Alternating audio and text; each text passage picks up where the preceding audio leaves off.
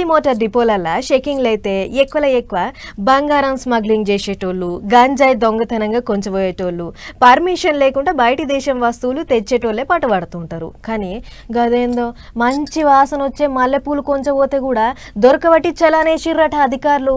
మరి గా మల్లెపూలలో ఏముందో మనం కూడా చూద్దాం పార్రి. గి మల్లెపూలు చల్లగుండా మలయాళీ హీరోయిన్ కొంప ముంచినంత పనిచేసినాయి కదా. మలయాళీ అసోసియేషన్ ఆఫ్ విక్టోరియా వాళ్ళు ఆస్ట్రేలియాలో ఓనం పండుగ చేస్తే గా పేరంటానికి హీరోయిన్ నవ్య నాయర్ ను రమ్మని పిలిచిర్రట.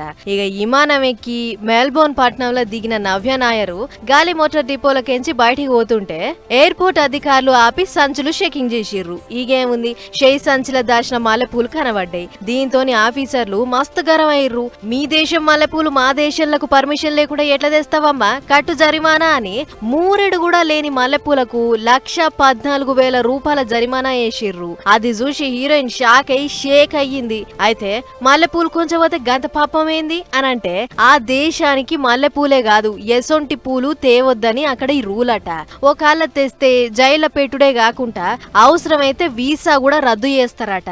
ఈమె తెలవక కొంచెం పోయింది కాబట్టి జరిమానేసి ఇడిచిపెట్టిర్రు. అది కూడా 28 రోజులల్లా కట్టాలి అని చెప్పిర్రట. ఇక గిదే ముచ్చట మీద ఆమె మాట్లాడుకుంటా, ఈ మనం ఎక్కక ముందు మా నాయన నా కోసం మల్లెపూలు తెచ్చిండు, వాళ్ళకించి కొన్ని పెట్టుకొని కొన్ని ఆడికి పోయినాక పెట్టుకోవచ్చని సంచిలో దాసుకున్నా. గంతే, గీంత దానికి దండగేసిర్రు.